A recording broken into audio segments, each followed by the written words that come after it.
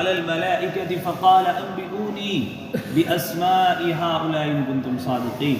اللہ تعالیٰ نے یوں کہا ہم نے سکھلا دیے آدم علیہ السلام کو تمام چیزوں کے نام. ترجمہ یہ بنتا ہے، لیکن عربی پڑھو کلہا کا مطلب ہوتا ہے تمام علوم. دنیا میں جو بھی کچھ ہونا تھا اللہ نے سب کچھ حضرت آدم علیہ السلام کو سکھا دیا تھا. اور ان کے پیدائش سے پہلے تمام کے تمام فرشتے یوں کہہ رہے تھے اللہ آپ ایسی مخلوق پیدا کریں گے جو زمین میں فساد مچائے گی، خون خرابہ کرے گی. ہم آپ کی تسبیح بیان تو کرتے ہیں، ہم آپ کی تعریف تو بیان کرتے ہیں. اللہ نے کہا تھا میں جانتا ہوں تم نہیں جانتے. اللہ تعالیٰ نے تمام علوم اور معارف قرآن کریم میں رکھ دی. اللہ نے ایسا ایک عالم نے اتنی بہترین انکشاف قرآن کریم کے اندر کیا. سورہ رحمان کی تفسیر کرتے ہیں، پڑوس ملک کے الرحمن علم القرآن خلق الانسان.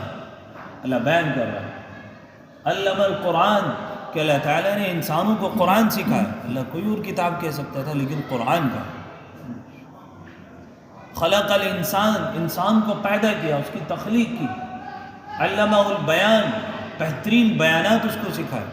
الشمس والقمر بحسبان، سورج اور چاند کو اللہ تعالیٰ نے اپنے حساب سے چلایا. پرتھوی گھوم رہی ہے، سورج اور چاند جو یہ گھوم رہے ہیں ادھر سے نکل کر ادھر روزانہ چھپ جاتے ہیں. اب یہ علوم اللہ تعالیٰ نے سب سے پہلے کس کو دیا؟ حضرت آدم علیہ السلام کو دیا. وہ علم ہم تک منتقل ہوا اور اللہ نے اس علم کو قرآن میں بیان کیا الشمس والقمر بحسبان، کہ سورج اور چاند اپنی گتی کے اعتبار سے چلتے ہیں. بتاؤ یہ سائنس بتا رہا ہے کہ نہیں بتا رہا؟ بھائی اتنی تیز رفتار سورج کی ہوتی ہے، اتنی تیز رفتاری سے وہ یہاں سے وہاں پر گزر جاتا ہے، تو یہ قرآن کا حصہ نہیں ہے. الشمس کس نے اخذ کیا؟ انسانوں نے اس کو سوچا، اس علم کو حاصل کیا، وہ فائدہ اٹھا رہے ہیں. والنجم والشجر يسجدان والسماء رفعها ووضع الميزان. اللہ کہہ رہا ہے النجم والشجر يسجدان، کہ سورج اور چاند اور تمام کے تمام درخت اللہ تعالیٰ کو سجدہ کرتے ہیں. والسماء رفعها ووضع الميزان، یہی تفسیر ہے آج کی، کہ ہم نے آسمان کو اٹھایا تمہارے سروں کے اوپر.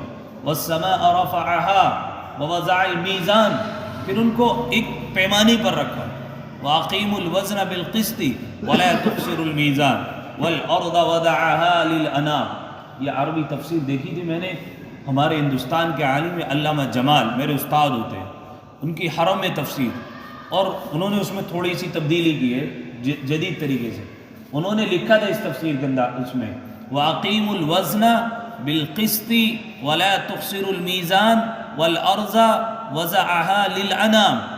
اللہ تعالیٰ نے میزان کے لفظ جو تذکرہ کیا قرآن کریم میں، یہ 3 بار آیا ایک آیت میں. وَأَقِيمُوا الْوَزْنَ بِالْقِسْطِ وَلَا تُخْسِرُوا الْمِيزَانَ وَالْأَرْضَ وَضَعَهَا لِلْأَنَامِ فِيهَا فَاكِهَةٌ وَالنَّخْلُ ذَاتُ الْأُكُلِ. 3 جگہ آتے ہیں میزان. اللہ تعالیٰ انہوں نے لکھا اور باقاعدہ انہوں نے نقشہ بنایا کہ جو ہماری زمین ہے وَأَقِيمُوا الْوَزْنَ بِالْقِسْطِ وَلَا تُخْسِرُوا الْمِيزَانَ، اللہ تعالیٰ نے کس کو میزان میں، یعنی جس طرح 2 میگنیٹ ہوتے ہیں اس کے درمیان میں ایسے سنبھال کے رکھا ہوا ہے. یہ کہاں کا علم ہے؟ اس کی تو سائنس کہتے ہیں. کہاں پر ہے؟ قرآن میں موجود ہے. جن لوگوں نے اخذ کیا، اس کے اندر غوطہ لگایا، وہ لوگ اس سے فائدہ اٹھا رہے ہیں.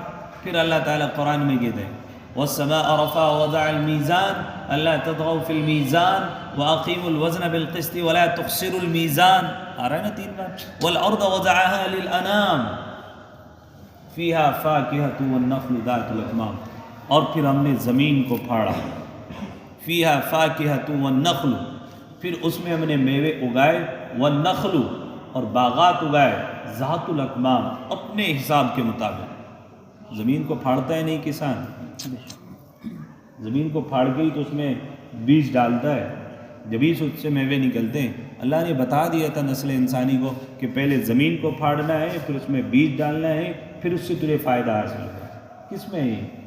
قرآن. ہمیں پتہ ہی نہیں ہے.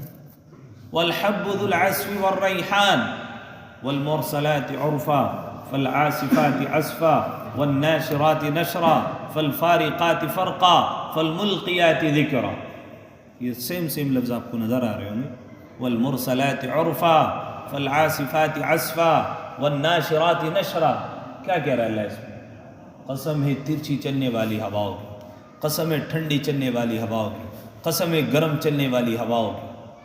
ٹھنڈی، گرم، ترچھی، ادھر ادھر، یہ ہوائیں کون بتا رہا ہے؟ اللہ کہہ رہا ہے نا قرآن میں. کبھی پروا ہوا چلتی ہے، کبھی پچھوا ہوا چلتی ہے نہیں، کبھی ہول والی ہوا چلتی ہے، کبھی آندھی آتی ہے، کبھی طوفان آتی ہے. یہ تمام کی تمام چیزیں آتی ہیں. یہ علم آج کس کے پاس ہے؟ پروا چل رہی ہے، کب پچھوا چلنا ہے، کبھی ادھر سے ہوا چلنی ہے، کون بتا رہا ہے؟ سائنس بتا رہی ہے نا آپ کو. تو کیوں آپ نے تو قرآن سے تعلق ہی نہیں جوڑا، جو آپ بتائیں.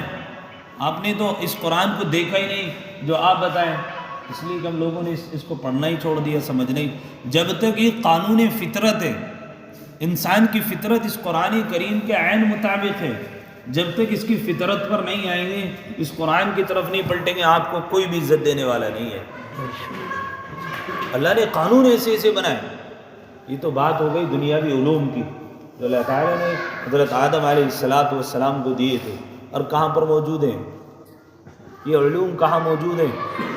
قرآن کریم میں ہے کہ نہیں؟ لیکن ہم نے کبھی، ہمارے سامنے کسی سے بات ہوتی ہے اچھے خاصے پڑھے لکھے سے، ہم اس کو بتا دیں کہ نہیں بھائی قرآن میں ایسا ہے. آج کل لوگ کہتے ہیں قرآن تو سائنس کے خلاف بات کرتا ہے. آپ کیا، اللہ کے نبی حضرت جناب رسول اللہ صلی اللہ علیہ وسلم پر ایک یہودی نے اعتراض کیا. تم کہتے ہو کہ قرآن تمام چیزوں کی ہدایت کے لیے آیا. حکیم تھا بڑا آدمی، طب کا بڑا ماہر آدمی تھا، کہ یہ تو نہیں آیا. اللہ تعالیٰ نے قرآن کریم میں بتا دیا ہے کہ تمام کی تمام مرضوں کی بیماری وہ تمہارا معدہ ہے. تو کہاں موجود ہے؟ قرآن کریم میں. پھر شفا بھی اللہ نے بتا دی. اللہ نے سورۃ النحل، شہد، پورا کا پورا اس کا تذکرہ اس میں موجود ہے. پوری سورت اللہ تعالیٰ نے شہد کے بارے میں نازل فرمائی اور کہا ہوا شفاء للناس، لوگوں کے لیے شفا ہے. لیکن اب اس میں غوطہ جن لوگوں نے لگایا، شہد کس موقع پر، کس انداز میں، کتنی مقدار میں کھانے پر فائدہ مند ثابت ہوتا ہے، وہ کون لگا رہے ہیں؟ ماہر طب کر رہے ہیں، ڈاکٹر اس کام پر لگے ہوئے ہیں. وہ تمام کے تمام ان چیزوں کو لے رہے ہیں. لیکن ہم نے کہ تو اس قرآن کو بس ہم نے مرنے والے، میت پر پڑھنے والی کتاب سمجھ رکھا ہے، بس اس سے زیادہ کچھ بھی نہیں. اللہ ہم سب کی حفاظت فرمائے. اس لیے یہ قرآن کریم جو میرے اور آپ کے درمیان ہے، اس قرآن کو لفظاً پڑھو، معنی سمجھو. آپ کے بچے جو قرآن کریم پڑھ لیتے ہیں، آپ کے بچوں کو جو قرآن کریم پڑھایا جاتا ہے، یہ کوئی معمولی چیز نہیں ہے. ہم نے اس کو معمولی سمجھا ہوا ہے.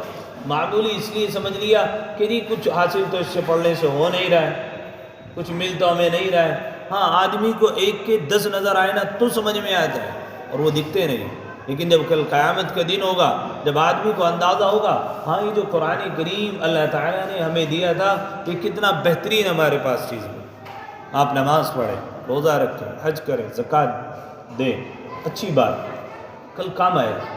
قرآن کریم اگر آپ نے پڑھا، بچوں کو پڑھا دیا، بچوں کی حوصلہ افزائی کر دی، یہی قرآن کریم اللہ کے سامنے حجت بن کر کے کھڑا ہو جائے گا. قبر میں حجت بن کر کے کھڑا ہو جائے گا. جیسا ایک وکیل گورنر کے سامنے کھڑا ہو کر حجت کرتا ہے نا کیس لڑنے کے لیے تاکہ اس کے حق میں فیصلہ آ جائے، یہ قرآن کریم کل قیامت کے دن قبر اور حشر میں آدمیوں کے لیے حجتیں تمام کرے گا اللہ تعالیٰ کے سامنے کھڑے ہو کر. اللہ اس نے قرآن سے محبت کی تھی، اللہ اس کا قرآن سے تعلق تھا، اللہ اس نے قرآن کو پڑھا تھا، اللہ کے سامنے کھڑا ہو کر کے اللہ سے حجت بازی کرے گا. کون؟ قرآن.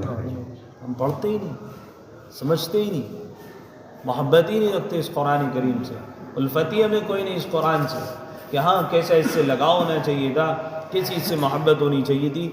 حضرت شیخ الہند رحمۃ اللہ علیہ چھوٹی موٹی ہستی نہیں گزرے ہندوستان میں،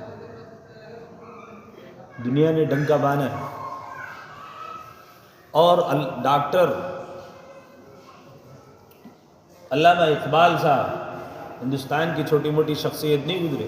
بہت سارے ملکوں کے لوگوں نے علامہ اقبال کی شاعری کو اپنی زبان میں کر کے ملکوں کے ملک فتح کیے. وہ علامہ اقبال ابتدا میں ان مدارس کے خلاف بولتے تھے، کفر کے فتوے تک بھی لگے. جب اس ملک کو چھوڑ کر اندلس میں وہ سفر کرنے کے لیے گئے اور وہاں کی تاریخی مساجدوں کو اور مدرسوں کو ویران دیکھا، تب جا کر کے ان کا ذہن تبدیل ہوا اور آ کر کے انہوں نے پھر قرآن کریم کی تفسیر اپنے الفاظ میں اور اپنی شاعری میں کرنا شروع کی ہے، بڑی محبت اور عقیدت کے ساتھ۔ جو لوگ قرآن کریم کی قدر نہیں کرتے، اس اللہ کی کتاب کی قدر نہیں کرتے، پھر اللہ تعالیٰ چھین لیتا ہے، پل بھر میں اللہ تعالیٰ کیا سے کیا کر دیتا ہے۔ ہمارے سامنے تو سب کچھ ہے، پل بھر میں نہیں کیا اللہ نے ترکی میں، وقت لگا اللہ کو۔ ہم تو یہ سوچ کے بیٹھے رہتے ہیں کہ نہیں اللہ تعالیٰ کو وقت لگے گا، بھی آرام سے رہو، کوئی مسئلہ ہی نہیں ہے۔ اس قرآن سے تعلق نہیں ہے۔ اس لیے میرے بھائیوں، یہ قرآن کریم کی جو تفسیر ہوتی ہے، یا قرآن کریم بچے پڑھتے ہیں، ہماری ذمہ داری بنتی ہے بچوں کی حوصلہ افزائی کریں، قرآن کریم کو لفظاً پڑھیں اور معنی سمجھیں۔ یہ کس نے کہا تھا؟ حضرت شیخ الہند رحمۃ اللہ علیہ نے کہا تھا کہ تمہارا ہندوستان میں کوئی بال بھی بھیکا نہیں کر سکتا اگر تم قرآن کو لفظاً پڑھو اور معنی سمجھو۔ ہمیں پتہ نہیں، آج ڈیبیٹ ہو رہی ہے، میں موجودہ حالات پر زیادہ کرتا ہوں، معلوم ہے نا، ہر آدمی موبائل میں لگا ہوا ہے، حجاب کے اوپر ہو رہی ہے، عورتوں کے اوپر ہو رہی ہے، عورتوں کی عزت کی بات کی جا رہی ہے۔ آپ کو پتہ ہے قرآن نے عزت دی تھی کہ نہیں دی تھی عورت کو؟ جب عورت کو، بیٹیوں کو زندہ دفن کیا جا رہا تھا، کوئی آواز اٹھانے والا نہیں تھا، ہر طرف ظالموں کی حکومت تھی، جابروں کی حکومت تھی، ہر آدمی اپنی بچی کو زندہ دفن کر کے آتا تھا۔ یہ صرف مکہ کے لیے نہیں تھا کہ صرف مکہ میں کا، پوری دنیا میں یہ سب کچھ ہوتا تھا اس زمانے میں۔ تب قرآن نے آ کر یوں کہا تھا بِأَيِّ ذَنبٍ قُتِلَتْ وَإِذَا الْمَوْءُودَةُ سُئِلَتْ۔ لڑکی کو اس کو زندہ دفن کر رہے ہیں، ہم تم سے سوال پوچھیں، کس نے کرا تھا سوال؟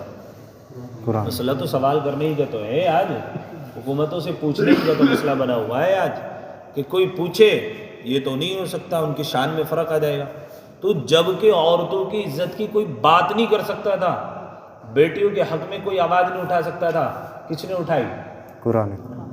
اور آج کیا کہہ رہے ہیں وہ تمہارے قرآن کو؟ نہیں کہہ رہے سب سے زیادہ کٹرواد اسی کتاب میں۔ بتائیے آپ نے آیت پڑھ کے نہیں جی وہ بھی ہے قرآن میں؟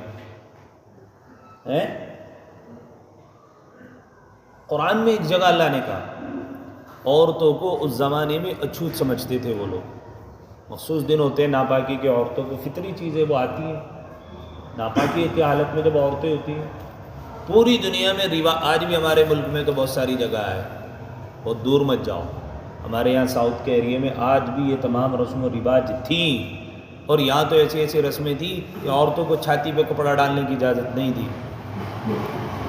ابھی کی بات بتاؤ، ان کو زمانہ نہیں گزر گیا ان باتوں کو، ابھی کی بھی ہے یہ حالات۔ ذرا سا گورکھپور سے آگے چلے جاؤ، ٹھاکر جو ہوتے ہیں نا، اگر ان کے سامنے کو دلت سماج کے لوگ گزر رہے تو جو چپل نکال کے گزرتے ہیں، بہت سارے پھیرے والے اگر گئے ہوں گے وہ بتا دیں گے تمہیں، اپنے ہی محلے کے لڑکوں سے پوچھ لینا آپ، کبھی سمجھتے ہو کہ مفتی صاحب ایسے ہی کہہ رہے ہیں۔ آج بھی جب وہ بچے وہاں کو گزرتے ہیں تو وہاں کے علاقے کے لوگ وہ جوتیاں اتار لیتے ہیں کہ ٹھاکر صاحب بیٹھے۔ یہ کنڈیشن تھی پوری دنیا کی کہ عورت اس مخصوص دن میں کسی برتن کو چھو لیتی، لوگ یوں کہتے ہیں ناپاک ہو گیا، اب یہ پاک نہیں ہو سکتا، اس سے بڑی ذلت ہوگی کسی آدمی کے لیے۔ میں نے یہ برتن چھو دیا، ناپاکی کی حالت میں چھو دیا، اور آپ یہ کہتے ہو تو ناپاک ہو گیا، اس سے بڑی ذلت ہوگی جس کی وہ بیوی بھی ہے۔ تو بیوی گاؤں تو رکھیل تھی اس زمانے میں، کپڑے کو چھو لیتی تھی، کپڑا نہیں پہنتے تھے، اور آدمی کو چھو لیتی تھی تو آدمی خود کو ناپاک سمجھتا تھا۔ اور بعض علاقوں میں، بعض ملکوں میں یہ عالم تھا عورتوں کا، اتنا دھڑ ان کا زمین میں دھسا دیا کرتے تھے، اور وہیں کتے کی طرح اس کو روٹی ڈالا کرتے تھے ناپاکی کے دنوں میں۔ اس ظالمانہ قانون کے خلاف، اس ظالمانہ رسم کے خلاف، اس ظالمانہ رویے کے خلاف سب سے پہلے اگر کسی نے آواز اٹھائی نا، وہ آپ کا قرآن ہے۔ قرآن نے کہا وَيَسْأَلُونَكَ عَنِ الْمَحِيضِ، ہم پوچھیں گے عورتوں کو جو مخصوص ایام میں حیض آتا ہے، قُلْ هُوَ أَذًا فَاعْتَزِلُوا النِّسَاءَ فِي الْمَحِيضِ، ان عورتوں کو تم نے الگ تھلگ کیوں کر دیا؟ وَلَا تَقْرَبُوهُنَّ حَتَّى يَطْهُرْنَ فَإِذَا تَطَهَّرْنَ فَأْتُوهُنَّ مِنْ حَيْثُ أَمَرَكُمُ اللَّهُ، کہ یہ جو ان کو ناپاکی کے دنوں میں جو ان کو ناپاکی آتی ہے، یہ اللہ رب العالمین کا حکم ہے کہ اگر یہ کسی کپڑے کو چھو لیں تو اس کو ناپاک نہیں سمجھا جائے گا بلکہ پاک سمجھا جائے گا۔ یہ کس نے کہا تھا؟ قرآن۔ ابھی وہ کہہ رہے ہیں نا یہ کچھ ہو رہا ہے کہ نہیں ہو رہا، کہ تمہارے قرآن میں اتنا کچھ غلط لکھا ہوا ہے، پوری دنیا میں انہوں نے ایک شور مچایا ہوا ہے۔ میں نے کئی بار اس آیت کی تشریح کی، کہ قرآن میں لکھا ہوا وَقَاتِلُوهُمْ حَتَّى لَا تَكُونَ فِتْنَةٌ وَيَكُونَ الدِّينُ كُلُّهُ لِلَّهِ حَيْثُ ثَقَفْتُمُوهُمْ حَيْثُ وَجَدتُّمُوهُمْ وَاقْتُلُوهُمْ حَيْثُ وَجَدتُّمُوهُمْ. الفاظ پر غور کرو. ہاں ہے قرآن میں. وَاقْتُلُوهُمْ, ان کو جہاں دیکھو, جس جگہ دیکھو. حَيْثُ ثَقَفْتُمُوهُمْ, صفحہ ہستی سے ہٹا دو. کس کو کس کو کس کو کافر کو. کس کو بھائی؟ اس کافر کے لفظ سے ان کو بڑی چڑے ہے. اور صاف لکھا ہوا ترجمہ یہی ہونا ہے اردو میں کہ ان کو جہاں پاؤ وہیں پر قتل کر دو.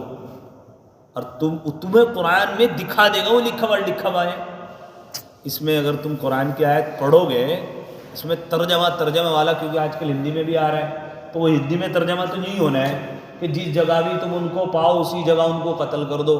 ذکر چل رہا ہے کافرین کا, اور ہیں کون وہ؟ کیا یہ سب بھی ہیں جو ہمارے اڑوس پڑوس میں ہمارے پڑوسی دکان کرتے ہیں, ہمارے ساتھ رہنا سہنا اٹھنا بیٹھنا کھانا پینا بھی ہے, تو مار دو ان کو, گردنیں اڑا دو, تو کٹرواد ہو گیا. ظاہر سی بات ہے, بالکل ہو گیا. اب یہ حکم پتا تمہیں, اب وہ تمہیں کل کو لا کر کے قرآن تمہارا پڑوسی کہے گا لے بھائی پڑھیے میاں جی کیا لکھ رہا, دیکھتے رہے قرآن میں لکھی کٹرواد والی بات. اب کیا کہو گے تم؟ بھائی یہ بات تو ٹھیک سے نہیں لگ رہی. تم کیا کہو گے؟ ہاں بھائی تو ٹھیک نہیں لگ رہی بھائی, دیکھ بات تو غلط ہے بھائی اس میں. اور تم نے یوں کہہ دیا غلط ہے, اور ابھی کیا کہہ رہے پہلی آیت میں ذالک الکتاب لا ریب فیہ, یہ وہ کتاب جس میں شک کی بھی گنجائش نہیں, اور اس نے آپ کے شک کی گنجائش کر دی ذہن میں. اب ایمان رہ گیا, چلا گیا بھائی, چلا گیا ہیں تو کہاں جی رہے؟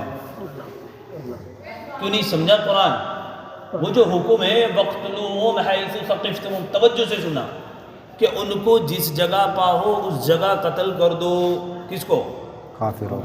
یہ قرآن میں حکم ہے, ہم انکار نہیں کرتے ہیں, لیکن کب تھا, کیوں تھا, کیسے تھا, یہ نہیں پتا. اللہ کے نبی نے مدینہ منورہ میں تمام کے تمام مذاہب کے لوگ رہتے تھے. مجوسی رہتے تھے, یہودی رہتے تھے, عیسائی رہتے تھے. عام مکہ چھوڑ کر مدینہ منورہ میں مدینہ منورہ کے لوگوں کے بلاوے پر گئے تھے. کس کے بھائی؟ الفاظ پر غور کرنا. حضور خود نہیں گئے تھے کہ جا کے مدینہ منورہ پہ قبضہ کرنا, ملک بنانا, نہیں. ہاں پاکھنڈیوں کی طرح نہیں گئے تھے کہ ٹاپو خریدا وہاں جا کے ملک بنا لیا. سمجھ گئے ہوں میری بات؟ ایسے نہیں گئے تھے حضور. مکہ مدینہ منورہ سے تو لوگ سارے آتے تھے ساری دنیا سے مکہ میں حج کرنے کے لیے. انشاءاللہ میں کوشش کروں گا. آج کل سیرت بھی ہمیں یاد نہیں, تو اس لیے تفسیر بھی سمجھ میں نہیں آتی, کہ کوئی موقع ایسا نکالا جائے جس میں حضور کی شروع سے لے کر آخر تک سیرت. لیکن مسئلہ یہ ہم سنتے تو نہیں نا, بیان کی جائے. حضور کو مدینہ منورہ کے لوگ 2 سال تک مسلسل لینے کے لیے آتے رہے کہ جی مدینہ منورہ میں اللہ کے نبی آپ آئے, وہاں پر رہیں, آپ کو کوئی پریشان. چودھری لینے کے لیے آئے, حکومت نے بلایا. کس نے؟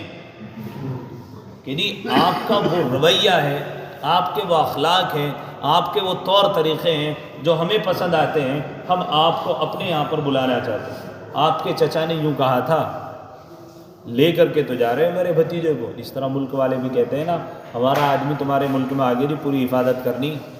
امیگریشن ہوتا ہے, اگریمنٹ ہوتا ہے, بازار کا مہریں لگتی ہے بھائی.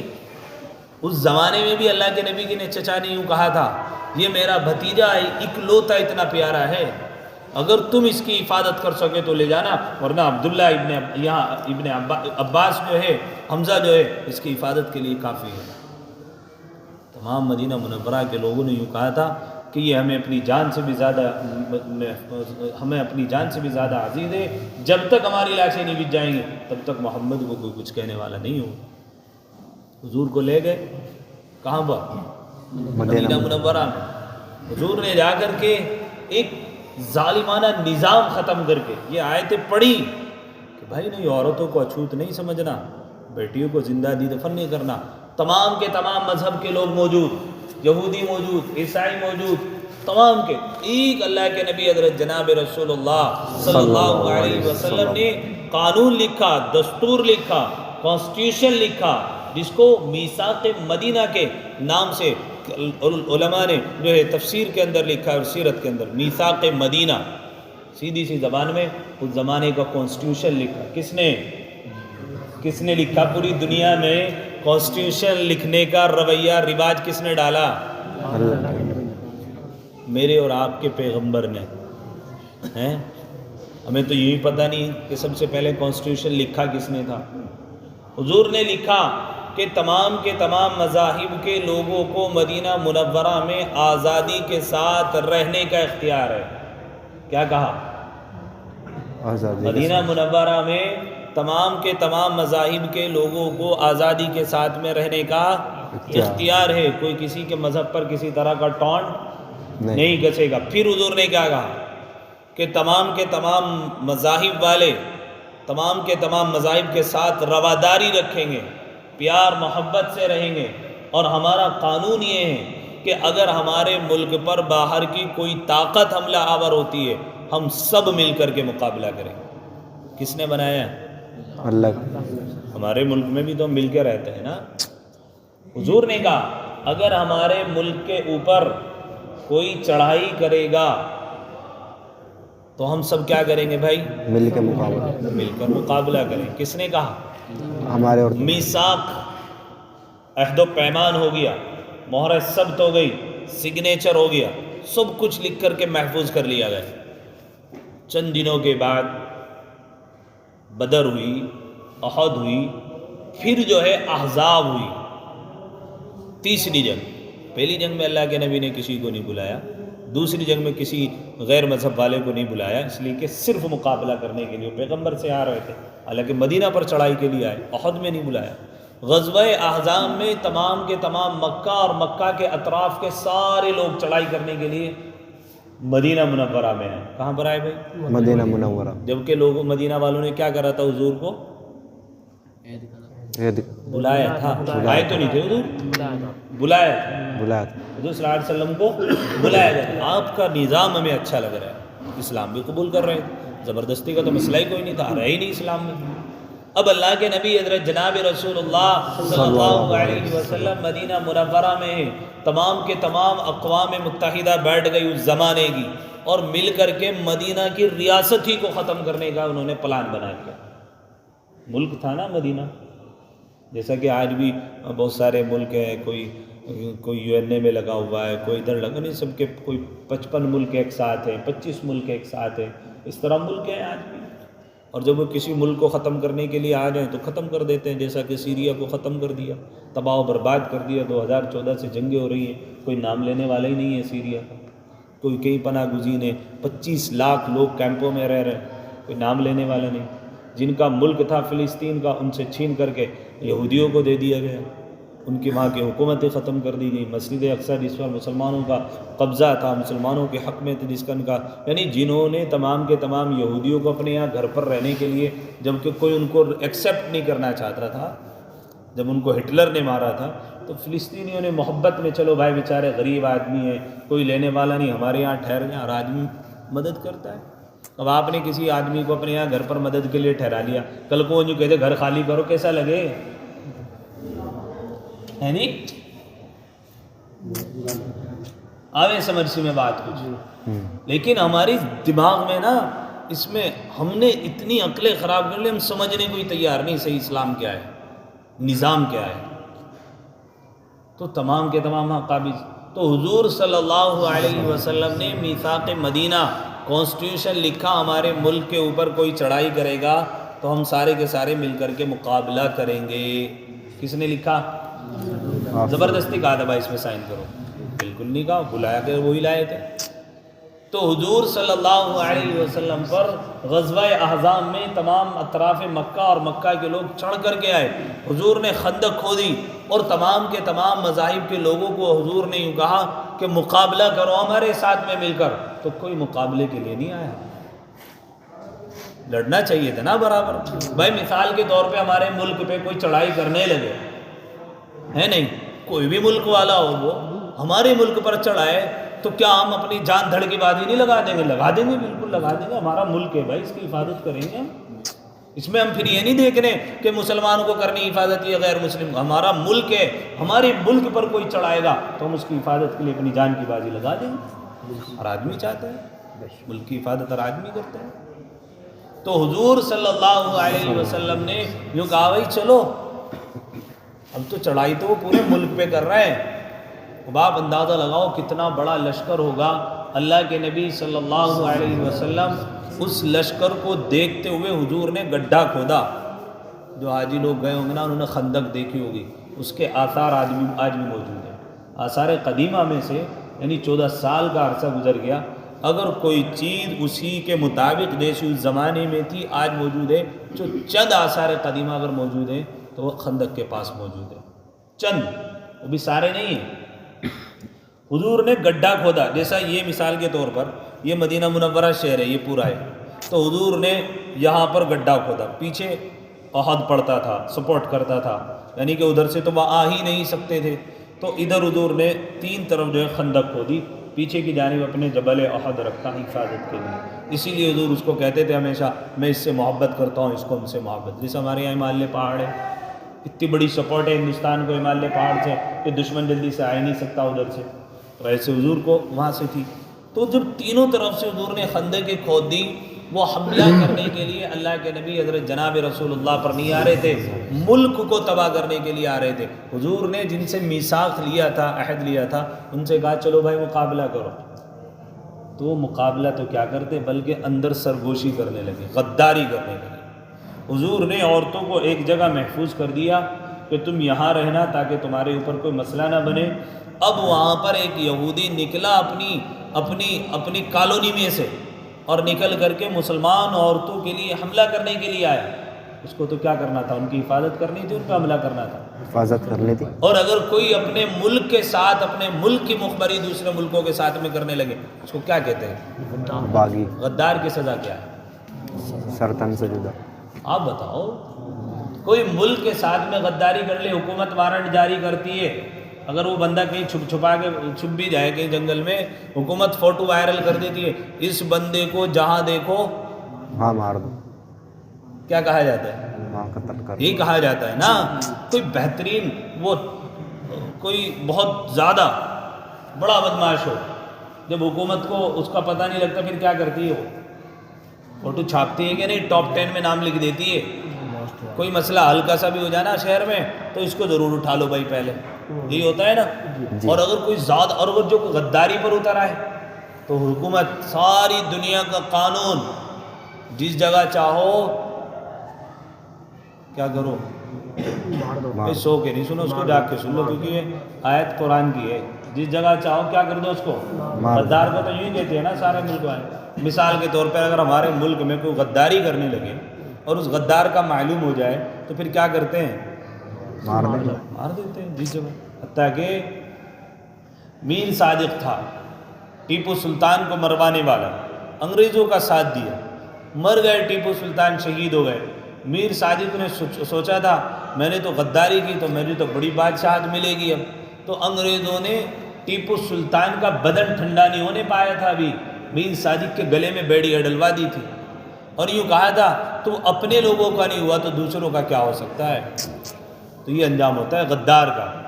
تو حضور صلی اللہ علیہ وسلم نے سب سے عہد و پیمان لیا تھا, جبکہ حضور صلی اللہ علیہ وسلم آئے نہیں تھے, لائے گئے تھے, بلایا گیا تھا. زبردستی تو نہیں لیا تھا عہد و پیمان, حضور آئے نہیں تھے, بلایا گیا تھا, عہد و پیمان لیا تھا, ملک کے اوپر کوئی حملہ آور ہوگا ہم اس کا مقابلہ کریں گے. اور پھر ان لوگوں نے غداری کی تو حضور صلی اللہ علیہ وسلم نے قانون نہیں بنایا, اللہ نے قانون دیا, وَقْتُلُوهُمْ حَيْثُ ثَقِفْتُمُوهُمْ, ان کو جس جگہ دیکھو اس جگہ کیا کر دو, قتل کر دو. کس کو؟ کافروں, غداروں کو. اور غدار کو کیا کہا گیا؟ مار دو. کافر کہا گیا. وہ غدار کون ہوگا؟ جو ملک کی غداری کر رہا ہے وہ اللہ کا نافرمان, اللہ کا نافرمان, اللہ اس کے ساتھ شرک کرنے والا, اس کو کافر کہا جاتا ہے, جو اس خدا ہی کو نہ مانے. اگر اس کا ڈر ہوتا تو غداری کرتا نہیں.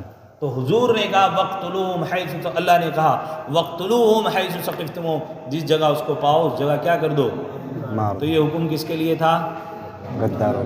اب تمہیں کیا بتایا جا رہا ہے, تمہارے تو قرآن میں یوں لکھا ہوا ہے, اس کا پس منظر تو نہیں سمجھا, اس کے پیچھے کا تو نہیں سمجھا, کیا مسئلہ ہوگا, کیا معاملہ چل رہا ہوگا, وہ تو نہیں سمجھا, بس کہہ دیے کہ تمہارے. اور اگر تمہیں یہ آیت کوئی پڑھ کر کے سنا دے اور یہ کہہ دے دیکھو کتنی بڑی کٹر بات تمہارے قرآن میں, اور تم یہ کہو تو ہاں یار بات تو سمجھ سے بھی نہیں آ رہی میری, اور کہہ دے آج کا مسلمان، وہ یوں نہیں کہتا بھائی دیکھ پوچھ کے بتاؤں گا میں، یہ تو ہو ہی نہیں سکتا اس میں غلط، یہ ایمان نہیں ہے مسلمان کا، سچی بتا رہا ہوں۔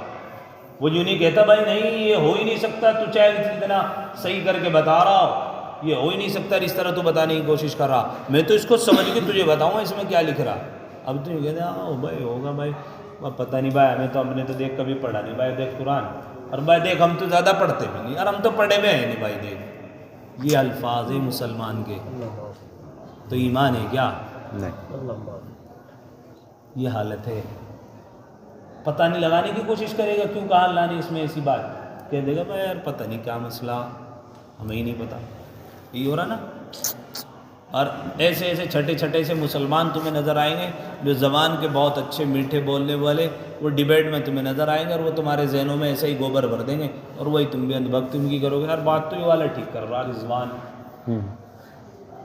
آتا ہے ڈیبیٹ میں، خبیث آدمی، ہاں نام ہے اس کا مسلمان، اس کو تو مسلمان بھی نہیں کہنا چاہیے، ان کو کوئی نہ جو ایکس مسلم آتے ہیں ڈیبیٹ میں، مسلم ہے نہیں وہ مسلمان، پھر وہ یہ بھی کہتے ہیں مولوی نے فتوی لگا دیے ہمارے اوپر، ہم کہہ رہے ہیں مسلمان نہ کہو، آپ بات ہی وہ ایسی کہہ رہا ہے، قرآن میں جو شک کرے وہ مومن ہے، اور وہ آپ کے ذہن و دماغ میں کیوں ڈال رہے ہیں؟ اس لیے کہ قرآن کو ہم نے سمجھا نہیں، اگر آپ نے قرآن کو سمجھا ہوا تھا فوراً نہ پڑھ لیتے آپ اس کی بات، ہاں بھائی یہ بات غلط کہہ رہا جو ہے بات، تو یہ قرآن ہے بھائی، اس قرآن کریم کو وقت نکال کر لفظاً پڑھو، معناً سمجھو، ہماری ذمہ داری بنتی ہے۔ اسلام جو ہے صرف چند لوگوں کی ذمہ داری نہیں ہے، اس کو آگے نشر و اشاعت کرنے کی ہم سب کی ذمہ داری بنتی ہے۔ ہمارے ہوتے ہوئے یہ سب کچھ ہو رہا ہے اور ہمارے سے ایک جواب نہیں بن پا رہا ہے۔ ہاں یہاں سے ہو جائے بھائی، کوئی محلے میں پوچھ لے ایک مسئلہ باہر کھڑا ہوا اور وہ نہیں کہتے نہیں یوں نہیں جو تھی، اور بچے 12 بج رہے ہوں اور 1 بج رہا ہو، پھر تو صبح تو ہو جائے گی اس میں بحث کرتے ہوئے، نہیں یوں ہی تھی اور تھی نہیں وہ یوں، اور نہ مسجد میں آنے کو تیار کے پوچھ ہی لے، اچھا پھر بتا بھی دے، پھر یہ کہا جی وہاں پوچھا تھا میں نے، انہوں نے تو یہ بتایا تھا، تم نے یہ بتا دیا جی، مان نہیں کہ نہیں غلطی ہو گئی، یا مسئلہ جا کر کے ڈھنگ سے پوچھ لے کہ جی مسئلہ کیا ہے، اور پھر وہ میں نے تو بتایا کہ کئی بار بہت سارے مسائل ایسے چلتے بہت زیادہ غلط چلتے، تو میرے بھائیوں حالات بہت اچھے نہیں ہیں۔ قرآن کو لفظاً پڑھو، معناً سمجھو، یہ جو آپ آدھا پون گھنٹہ 1 گھنٹہ جو دیتے ہیں اتوار کے دن، یہ آپ اس کو خالی مت سمجھو، اللہ نے بڑی بڑی بڑی قربانیاں دینے کے باوجود یہ دین ہم تک پہنچا ہے، اور اس قرآن سے تعلق، اس سے محبت، یہ بہت بڑی۔ ہاں ایک واقعہ میں نے ابھی چند دن پہلے ایک معالم العرفان ایک تفسیر اس میں پڑھا تھا، یہودی کا واقعہ نہیں، معالم العرفان میں تفسیر ابن جریر، بہت بڑے علامہ گزرے، انہوں نے تفسیر طبری لکھی، ان کا نام ہے ابن جریر، عربی تفسیر ہے، اس میں واقعہ درج، انہوں نے لکھا علامہ ابن جریر نے کہ میں اور میرے چند ساتھی ہم مدرسے میں پڑھا کرتے تھے، سمرقند بخارا کی بات ہے، چونکہ ادھر یہودی بھی بہت زیادہ رہتے تھے اس زمانے میں، شام کے علاقے میں، تو ہمارا جہاں پر مدرسہ تھا ہمارے آس پاس بہت سارے یہودی رہا کرتے تھے، جیسا مثال کے طور پہ ہمارا محلہ، ہمارے آس پاس غیر مسلم بھائی رہتے ہیں تو یہودی رہا کرتے تھے، تو ہم مدرسے میں اپنے اخراجات سے پڑھا کرتے تھے۔ اچھا اس زمانے میں مدرسے کفیل نہیں ہوا کرتے تھے بچوں کا اخراجات برداشت کرنے، بچہ خود پابند ہوتا تھا اپنے اخراجات برداشت کرنے کا۔ آج تو چونکہ حالات، علماء نے یہ بھی بہت بڑا احسان ہے علماء کا کہ انہوں نے خود اپنے ذمے سارا کچھ ڈال کر کے تب بچوں کو پڑھا رہے ہیں۔ اس زمانے میں، اور میں یہ کہتا ہوں اس زمانے میں تو شوق تھا پڑھنے کا، اور اگر آج یوں کہہ دیا جائے کہ بچہ ہی مکلف ہوگا، ماں باپ کو دینی پڑے گی فیس مدرسے میں آنے کی، مجھے تو نہیں لگتا کوئی پڑھانے پر راضی ہو جائے۔ 10 روپے جمعرات میں بچہ لاتے ہوئے کتراتا ہے، فیس دے کے قرآن پڑھا لیں گے، مجھے تو نہیں لگتا بھائی، کہیں ہے فری نہیں پڑھا رہے، بس مسجد میں بھیجنا ہے تو ٹائم ٹیبل سے، اس میں نہیں بچے پورے آتے، اور اگر یوں کہہ دیا جائے 500 روپے دینے پڑیں گے، پھر تو یہ جی پڑھا لیں گے گھر ہی۔ صحیح بتا رہا ہوں میں، بات ویسی نہیں کر رہا ہوں، خود الفاظ سنے میں نے اپنے کانوں سے، جہاں پر فیس کا نظام ہے، اگر وہاں یوں کہہ دو۔ اور اگر ہم نے بھی ایک دن پچھلے سال کی ہم نے سوچا تھا چلو بھائی، ہمارے یہاں قاری صاحب تھے ایک، انہوں نے بتایا تو انہوں نے کہا کہ جی جو بچہ آئے گا ایڈمیشن کے لیے اس سے 100 روپے لے لو۔ بھائی ایک آدھ سے تو ہم نے بھی لیا ہمت سی کر کے، پھر ہمت سی ٹوٹ گئی، ہم نے کہا جی 100 روپے لگے ہیں۔ الفاظ ہی نہیں ہوتے کہ جی کوئی بات نہیں، اجی 100 روپے لگنے لگے، یہ الفاظ ہوتے ہیں. لے گا کوئی 100 روپے؟ پھر 100 روپے بہت بڑی بات ہوتی ہے. آپ اندازہ، یہ کنڈیشن مسلمان کی قرآن سے قطع تعلق، اس سے رشتہ توڑ دیا بالکل، سمجھنے کی کوشش نہیں کرتے. اس زمانے میں علامہ ابن جریر لکھتے ہیں، میں اور میرے تمام کے تمام ساتھی ہم ایک گاؤں میں پڑھتے تھے، قریب میں یہودیوں کی بستی ہوا کرتی تھی. ہمارے پاس اخراجات کے لیے پیسے باقی نہیں رہے تھے. اب میں اور میرے ساتھیوں نے بستر باندھا، اپنے تمام کے تمام سامان کو مدرسے سے لپیٹا، ہم نکل گئے. جب ہم بستی سے نکل کر کے جا رہے تھے تو یہود کے کچھ لوگوں نے ہمیں پوچھا کہ بھائی کیا بات ہے، بے وقت مدرسے سے نکل کر کے جا رہے ہو جاتا ہے آدمی کو احساس، رات دن جو برابر میں رہتا ہے ان کو معلوم ہو جاتا ہے کس وقت چھٹی ہوتی ہے کس وقت نہیں ہوتی. اور جب بچہ بغیر چھٹی کے مدرسے سے باہر رہتا ہے، یا اسکول کی ڈریس والا آپ ہی دیکھ لو، اگر 10 بجے آپ کو مارکیٹ میں دکھے گا تو آپ سمجھ جاؤ گے ہاں یہ مدرسے گیا نہیں، آج یہ اسکول گیا نہیں، یہاں چھپنے کے لیے آیا. ہو جاتا ہے نہیں احساس، ان کو احساس ہو گیا. پوچھا بھائی کیا مسئلہ ہے، کیوں جا رہے ہیں؟ اب انہوں نے بتایا وہ اللہ والے آدمی ہوتے تھے اس زمانے میں، جھوٹ تو کوئی مسئلہ ہی نہیں بنتا تھا. انہوں نے فوراً کہا بھائی ہمارے پاس اخراجات نہیں ہیں، اب ہمارے پاس اتنا پیسہ نہیں جو مدرسے میں ہم اخراجات برداشت کریں. اب ہم نے رخت سفر باندھا ہے، اپنے گھر جا رہے ہیں. جب کبھی وسائل ہوں گے تو پڑھنے کے لیے آ جائیں گے، نہیں ہوں گے تو اپنے گھر پر رہیں گے. اس یہودی سے رہا نہ گیا. اس نے کہا کہ آپ طلبہ ہیں، اسٹوڈنٹ ہیں پڑھنے والے، آپ مدرسے میں واپس جائیں، مجھے اپنا اخراجات مجھے بتائیں، میں آپ کے اخراجات پورے کروں. کون تھا؟ یہودی. ایسے مطمئن ہوتے تھے ایمان والوں سے. وہ بچے پڑھنے لگے، وقت گیا گزر گیا، سال گزر گئے، ہفتے گزر گئے، مہینے گزر گئے. اب یہی تینوں ساتھیوں نے پھر پلان بنایا کہ چلو حج کے سفر پر جاتے ہیں. اب یہ حج کرنے کے لیے اس زمانے میں اونٹوں کی سواری ہوا کرتی تھی. ان تینوں نے رخت سفر باندھا، پہنچ گئے خانہ کعبہ، طواف کیا، عرفات اور منی مزدلفہ میں گئے. کرنے کے بعد جو طواف وداع ہوتا ہے، اس طواف وداع میں جب وہ تینوں چکر کاٹ رہے تھے، اچانک اس یہودی کے چہرے پر ان کی نظر پڑی کہ وہ ان کے ساتھ میں طواف کر رہا ہے.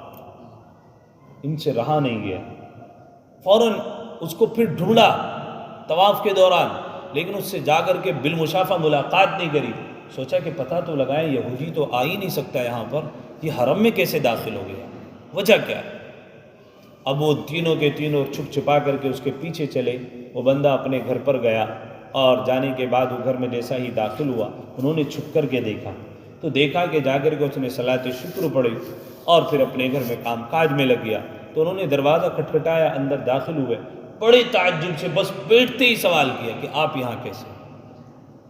ہوتا ہے آدمی سے برداشت نہیں ہوتا کہ ایک یہودی کو ایسی جگہ دیکھے کہ آپ یہاں کیسے؟ بس وہ بندہ جو تھا اس نے فوراً کہا کہ میں نے تورات میں پڑھا تھا کہ جو قرآن کریم کے پڑھنے والے پر خرچ کرے یہ سب سے بہترین صدقہ ہوا کرتا ہے.